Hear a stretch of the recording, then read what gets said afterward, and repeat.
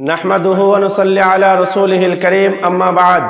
সমস্ত প্রশংসা সেই মহান আল্লাহ সুবহানাহু ওয়া তাআলা। অতঃপর দরুদ ও সালাম শান্তির ধারা বৃষ্টির ন্যায় ঝরঝর করে বর্ষিত হোক নবী মুহাম্মদ সাল্লাল্লাহু আলাইহি ওয়াসাল্লামের উপর। শ্রদ্ধেয়া দ্বীনি ভাই ও বোন, আজকে আলোচনার পর্ব বিবাহ দাম্পত্যর ভিতরে একজন পাত্র কেমন পাত্রী সন্ধান করবে, একজন পাত্রী কেমন পাত্র সন্ধান করবে, একজন পুরুষ কেমন নারী নির্বাচন করবে, একজন নারী কেমন পুরুষ নির্বাচন করবে। তবে আজকে যে পর্বটা বলবো, আজকে প্রথম পর্ব, এই পর্বে একজন পুরুষ কেমন নারী সন্ধান করবে এ বিষয়ে আলোচনা করব। আগামী পর্বে নারীরা কেমন পুরুষ নির্বাচন করবে এ ব্যাপারে বলবো। চলুন, মহাগ্রন্থময় মুকুট আল কুরআনে আল্লাহ সুবহানাহু ওয়া তাআলা বলেন, ওয়ালা তানকিহু মা নাকাহা আবাউকুম মিনান নিসাই মাসনা ওয়া সুলাসা ওয়া রুবা। পারা নম্বর 4, সূরা নম্বর 4, আয়াত নম্বর 3-এ মহান আল্লাহ সুবহানাহু ওয়া তাআলা বলছেন, তোমরা তোমাদের নারীদের মধ্য থেকে 1 থেকে নিয়ে 3-এর অধিক 4 জন পর্যন্ত নারীকে বিবাহ করো। এবার যে ভাইরা পুরুষ, তারা যারা বোনেদেরকে বলেন কালই বিবাহ করব, আরো একটা বিবাহ করব, আর বোনেরা তখন ফুলে ফেপে একাকার, তারা তাদের কথা শুনে এত রাগান্বিত হন এবং বলেন কোমরে একটাই বল নেই খাওয়ানোর, আবার দুটো নাকি বিয়ে করবে। এই যে বোন বলে আপনাকে, আর আপনি বলেন যে কালই বিয়ে করে দেখাবো। জি, আমি আপনার সঙ্গে একমত। আপনি একটা নয়, আপনি 4টা বিয়ে করতে পারেন। এটা কোথায় বলেছে? আল্লাহ কোরআনে বলেছে। আপনাকে পারা নম্বর বললাম 4, আয়াত নম্বর 3, সূরার নাম সূরা নিসা। তো এখানে মহান আল্লাহ যেটা বললেন কি, তোমরা তোমাদের নারীদের মধ্য থেকে 1 থেকে নিয়ে 3-এর অধিক 4 জনকে বিবাহ করো। এবার মা বোনেরা বলবে এইসব মৌলবীদের জন্যই আমাদের সংসারে অশান্তি লেগেই থাকে, এদের জন্যই সংসারে অশান্তি আমাদের দূর হয় না। বোন, একটু ধৈর্য ধরুন, আপনি রাগ করেন না, একটু ধৈর্য ধরুন। আপনিও বলবেন ঠিক আছে, ঠিক কথা বলেছে মাওলানা। চলুন, মহাগ্রন্থ তো এ কথাটা বললেন যে 4টা তোমরা বিবাহ করো,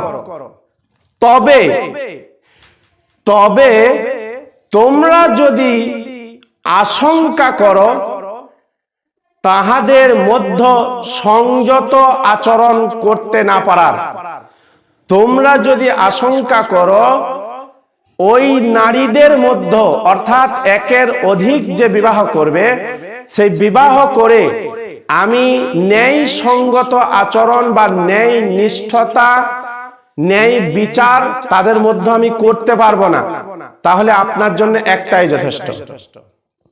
তাহলে আপনার জন্য একটাই যথেষ্ট। কারণ আপনি যদি ভয় পান যে আজকে বিয়ে করব, আজকে একটা বিয়ে করেছি, আগামী আবার যদি একটা বিয়ে করি, তাহলে রাত দিন বাড়িতে অশান্তি, ঝগড়া ঝামেলা, এইভাবে আপনার চুল ছিঁড়াছিঁড়ি হবে, তাহলে আপনার জন্য একটাই যথেষ্ট। ইসলাম দরদি ভাইরা, এবার বোনেরা নিশ্চয়ই বলবেন যে এবার ঠিক কথা বলেছেন, কারণ এমন পুরুষ পৃথিবীতে এখন নেই। বেশিরভাগ, অধিকাংশ পুরুষ যারা একটা বিবাহ নিয়েই জীবনে অশান্তি ঝড় ঝামেলায় জর্জরিত। এ বোম্বাই কা লাড্ডু, जो खाया वो भी पछताया, जो नहीं खाया वो भी पछताया। এবার যারা খায়নি অর্থাৎ বিবাহ করেনি, তারা আবার অনেকেই বলেন, জি মাওলানা, বিবাহ না করলে ভালো হয় না, বিবাহ না করলে গোনা হবে নাকি? আমাকেই যেমন একজন এসে বলছে, একটা যুবক, যে মাওলানা আমি ভাবছি বিবাহ করব না। তা আমি ওকে জিজ্ঞাসা করছি যে তুমি বিবাহ করবে না, তোমার কি প্রয়োজন মনে হয় না? তাহলে কি তুমি হিজরা? তখন ও বলছে আমাকে, জি না। আমি বললাম, তুমি বুঝলে কি করে যে তুমি হিজড়া নও? তুমি বলছো আমার বিবাহর প্রয়োজন নেই। তাহলে হয় তুমি হিজড়া, আর তা না হলে তোমার আছে অন্য কোথাও মধুর পেয়ালা, যেখানে চুবুক চুবুক করে তুমি গোপনে গোপনে মধু খাচ্ছ।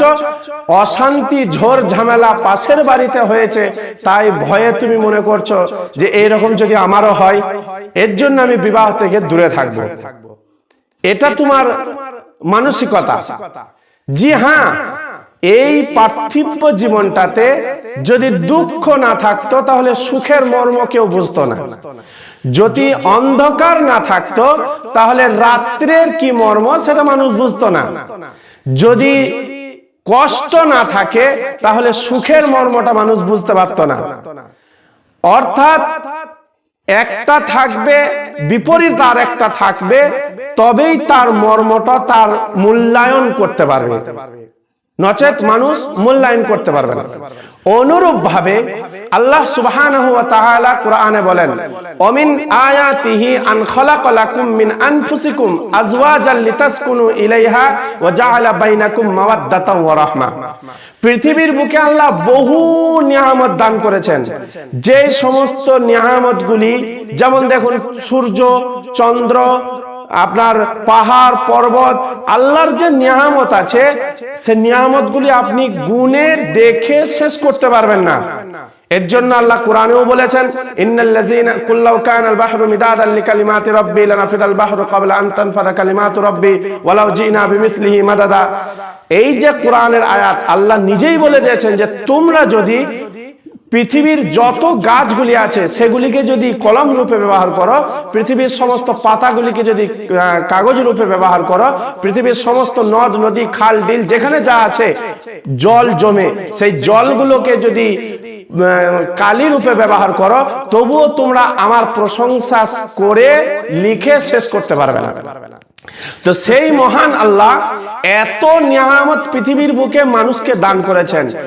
এর ভিতর থেকে একটা অন্যতম নিয়ামত, সেই নিয়ামতটা মানুষ বুঝে না, কিন্তু আল্লাহ জানেন যে কি নিয়ামত মানুষকে দিয়েছি। क्या चीज हो तुम खुद में मालूम नहीं है, কি জিনিস সেটা তুমি নিজেই জানো না। একটা নারীর ভিতরে কি ভরা আছে একটা পুরুষ জানে না, একটা পুরুষের ভিতরে কি ভরা আছে একটা নারী জানে না, কিন্তু ওর ভিতরে আছে, ওর ভিতরে আল্লাহ দিয়েছেন নিয়ামতটা। সেই নিয়ামতটা কি? এই যে পুরুষের একটা চাহিদা আছে, পৃথিবীর কোন বিজ্ঞান এটা আজও পর্যন্ত ধরতে পারেনি কোন জায়গায় এটা ভরা থাকে, কোন জায়গায় এই চাহিদাটা, যৌন চাহিদাটা কোন জায়গায় লুকিয়ে থাকে, এটা পৃথিবীর বিজ্ঞান আজও পর্যন্ত ধরতে পারেনি। এই যে চাহিদা, একজন ছেলের চাহিদা একজন ছেলে বুঝবে না, কিন্তু একটা মেয়ে বুঝবে। একটা মেয়ে জানে যে এই ছেলেটার ভিতরে কি আছে, একটা ছেলে জানে এই মেয়েটার ভিতরে কি আছে।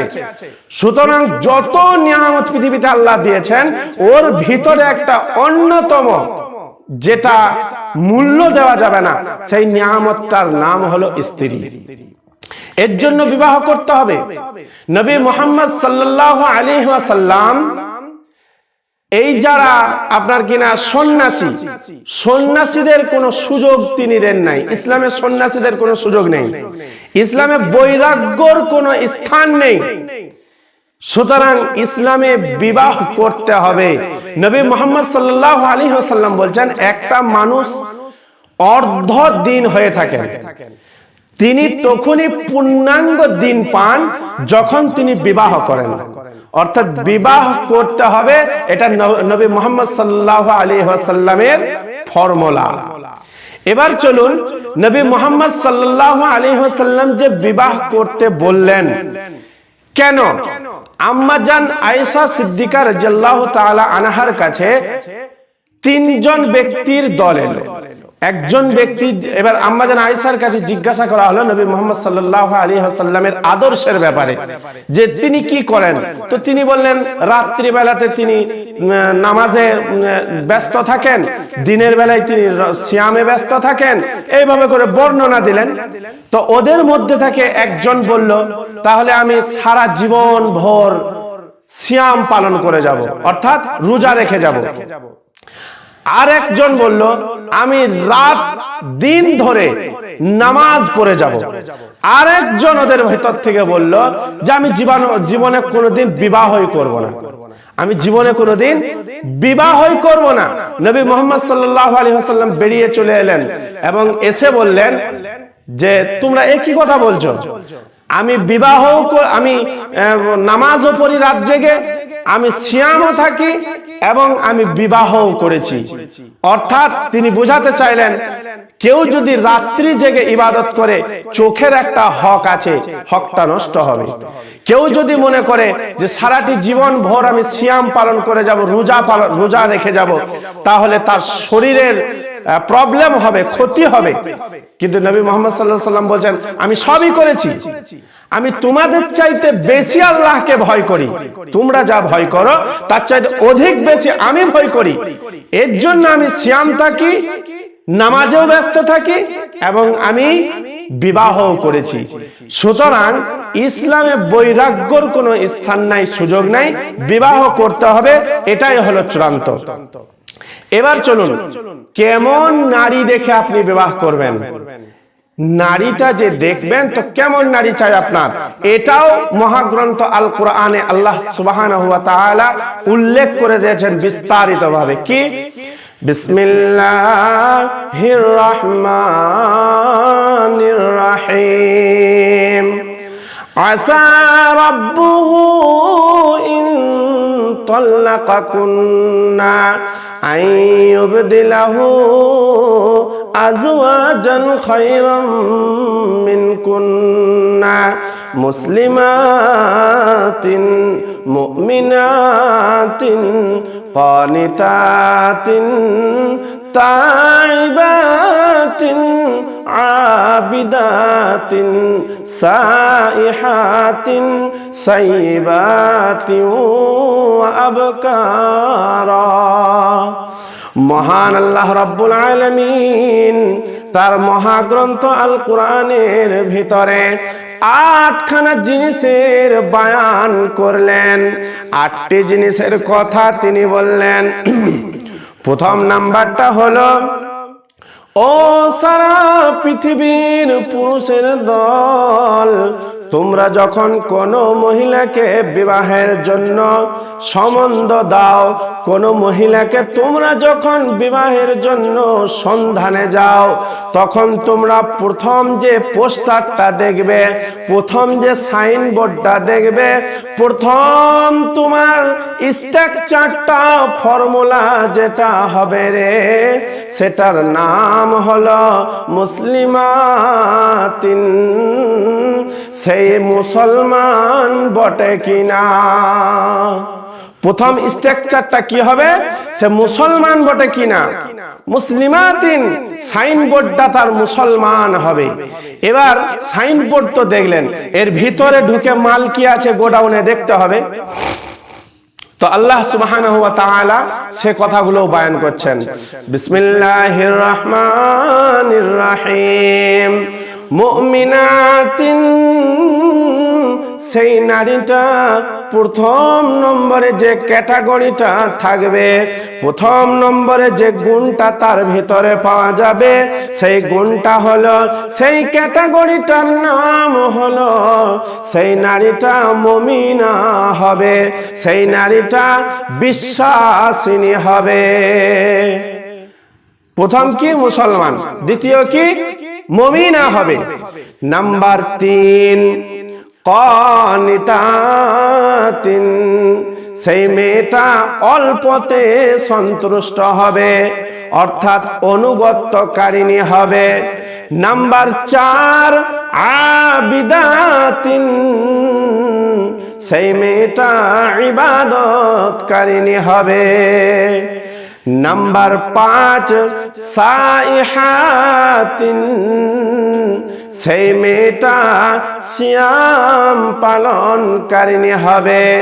এর ভিতরে একটা ছাড়া গেছে, আল্লাহ রব্বুল আলামিন বলেন তাইবাতিন, সেই মেয়েটা তওবাকারিনী হবে। সাইয়্যিবাতিন ওয়া আবকারা, ওই মেয়েটা বিবাহিত হোক আর অবিবাহিত হোক, কুমারী হোক আর অকুমারী হোক, যাই হোক না কেন ওর ভিতরে এই সমস্ত গুণগুলি পাওয়া যাবে। প্রথমটা কি বললেন? মুসলিম হবে, দ্বিতীয়টা মুমিন হবে, তৃতীয়টা অনুগত্যকারিণী হবে, চতুর্থটা তাওবা ইস্তেগফার করনেওয়ালি হবে, আর পঞ্চমটা ইবাদতকারিনী হবে, ষষ্ঠমটা সিয়াম পালনকারিনী হবে। সাইয়্যিবাতিন ওয়া আবকারা, মেয়েটি বিবাহিত হোক আর অবিবাহিত হোক। এই কয়েকটা গুণ থাকলে তখন আপনি ধরে নেবেন যে এই মেয়েটাই হলো আমার যোগ্য মেয়ে, এই মেয়েটা আমার জন্য যথেষ্ট, এই মেয়েটাই আমার জন্য যথেষ্ট হবে, আমার বিয়ের লায়েক হবে, উপযুক্ত হবে। বন্ধুরে আমার, এবার নবী মুহাম্মদুর রাসূলুল্লাহ সাল্লাল্লাহু আলাইহি ওয়াসাল্লাম কি বলছেন?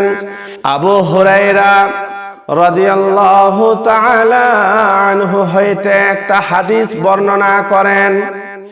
তিনি বলেন, আন আবি হুরায়রা রাদিয়াল্লাহু তাআলা আনহু قال قال رسول الله صلى الله عليه وسلم قال لا تنكح المرأة لأربع: لمالها ولحسابها وجمالها ولدينها فظفر بذات الدين تربت يدك। হযরত আবু হুরায়রা রাদিয়াল্লাহু তাআলা আনহু বর্ণনা করেন, তিনি বলেন, বিশ্ব নবী মুহাম্মদুর রাসূলুল্লাহ সাল্লাল্লাহু আলাইহি ওয়াসাল্লাম বলেছেন, ও সারা পৃথিবীর যুবকের দল, উম্মতরে আমার, যখন তুমি কোনো মহিলাকে দেখতে যাও, যখন কোনো মহিলাকে বিবাহ করার উদ্দেশ্য নিয়ে নির্বাচিত করতে যাও, তখন তুমি চারখানা জিনিসকে লক্ষ্য করো। চারখানা জিনিস। নাম্বার 1, ওই মেয়েটার ভিতরে যেটা দেখবে সেটা হলো ওই মেয়েটার সম্পদ আছে কিনা। নাম্বার 2, ওই মেয়েটা যেই পরিবারের, যে বংশের, সেই বংশ মর্যাদা আছে কিনা। নাম্বার 3, ওই মেয়েটা সুন্দরী বটে কিনা, মেয়েটার মধ্যে সৌন্দর্য আছে কিনা। নাম্বার 4, ওই মেয়েটার ভিতরে দিনদারিতা আছে কিনা, অর্থাৎ মেয়েটা ইবাদতকারিনী বটে কিনা। এই চারখানা গুণ যদি কোনো মেয়ের ভিতরে পেয়ে যাও, তাহলে ওই মেয়েটাকে তোমার জীবন সঙ্গিনী করার জন্য তুমি প্রস্তুত হয়ে যাও। চারখানা জিনিস যদি তুমি পেয়ে যাও, তাহলে ওই মেয়েটাকে জীবন সঙ্গী করার জন্য তুমি রেডি হয়ে যাও। তবে এর ভিতরে আমরা যেটা দেখি সেটা হলো দুটি জিনিস। একটা কি, মেয়েটার সৌন্দর্য, সুন্দরী বটে কিনা, আর মেয়েটার বাপের সম্পদ আছে কিনা। মেয়েটাকে যদি জিজ্ঞাসা করা হয়, মানে আপনার ছেলের বাপ জিজ্ঞাসা করছে, মা তুমি কোরআন পড়তে জানো? মোটামুটি জানি। তোমার নাম কি মা? বলে আমার নাম পেপসি। আচ্ছা আচ্ছা, তো আপনার সয় সম্পত্তি, মানে একটু টেরিয়ে বলে, ডাইরেক্ট তো বলা যায় না। তখন মেয়ের বাপটা বলতে শুরু করলো, ওই বাজারে একটা 1.5 কোটি মূল্যে একটা বড় দালান বাড়ি আছে, তো বাড়িগুলো অবশ্য এখন আমার নেই, বাড়িগুলো ভাড়াতে দেওয়া আছে, মাসে 3000 টাকা করে ভাড়া আছে, 5টা রুম আছে। এ দেখলো 1.5 কোটির মাল, আর ওই মাঠে বিঘা 5-7 জমি আছে। এইটুকুই আর কি। আর এই বসত বাড়িটা যা দেখছেন, এ তখন হিসাব লাগিয়ে নিল 4 5 20 আর এদিকে তো 1.5 কোটি।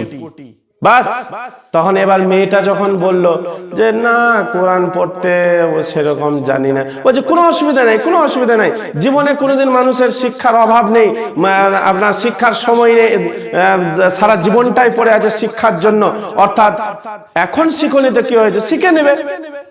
বাস সম্পদের মোহতে পড়ে সবকিছু ভুলে গেল। এবার সম্পদের মোহতে ওই মেয়েটাকে বাড়িতে নিয়ে আসা হলো। নিয়ে আসার পর এবার বাড়িতে যখনই 2-5 মাস কেটে গেল, তখন ওই শ্বশুরটাই ওই মেয়েটার কাছ থেকে আর একটা ট্যাবলেট পাচ্ছে না, একটা রেন্টেক আর ওই মেয়েটার কাছ থেকে পাচ্ছে না। কেন? তুমি তো দিনদারিতা দেখে আনোনি, তুমি দেখেছিলে সম্পদ, আমার ছেলে সম্পদের উপরে কি করে বসে থাকবে। আচ্ছা, আপনি ছেলের বাবা, আপনি ছেলেটাকে পাঁঠার দরে বিক্রি করে দিলেন। যদি সম্পদ থাকে ওটা আপনার ছেলের এবং বৌমায়ের ভবিষ্যৎ আনন্দময় উজ্জ্বলময় হবে, আপনার কি হবে? আপনি কেন সম্পদ দেখতে গেলেন? আজকে যদি আপনি ওই দুটো না দেখে একটা দেখতেন দিনদারিতা, আর একটা যদি দেখতেন তার বংশমর্যাদা, তাহলে আপনাকে এইভাবে করে লোকের কাছে বলে বেড়াতে হতো না আমার ছেলে আমাকে খেতে দেয় না, লোকের কাছে বলতে হতো না যে আমার ছেলে আমাকে দেখে না। বংশমর্যাদার দাম আছে। আপনার মতো বাবাকে আপনার 1.5 ফুটের লাঠি কেটে পাছার চামকে তুলে দেওয়া উচিত, কারণ আপনি লোভী একজন মানুষ। পৃথিবীতে যতদিন আপনার জীবন ছিল শুধু টাকা আর সম্পদের উপরে মোহতে আপনি দুনিয়াকে কাটিয়েছেন। এইভাবে করে আপনার দুনিয়া চলেছে। কেন? আপনার লজ্জা শরম হয় না? আপনি এই কেবল কিছুদিন পরেই আপনি মারা যাবেন, আপনার বয়স ঘনিয়ে এসেছে, আপনার চুল দাড়ি পেকে গেছে, একটা টাং গোদা বাংলায় যে বলে একটা টাং আপনার কবরে চলে গেছে, এরপরেও সম্পদের মোহ আপনার কেন? সুতরাং আপনার মতো পিতা সন্তানকে, নিজের ছেলেকে পাঁঠার দরে বিক্রি করেছেন।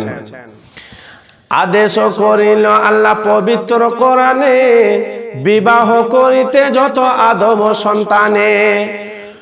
আদেশ করিল আল্লাহ পবিত্র কোরআনে, বিবাহ করিতে যত আদম সন্তানে। কোরআনে আদেশ আল্লাহ যদি না করিত, মানুষের বংশ সব ধ্বংস হয়ে যেত।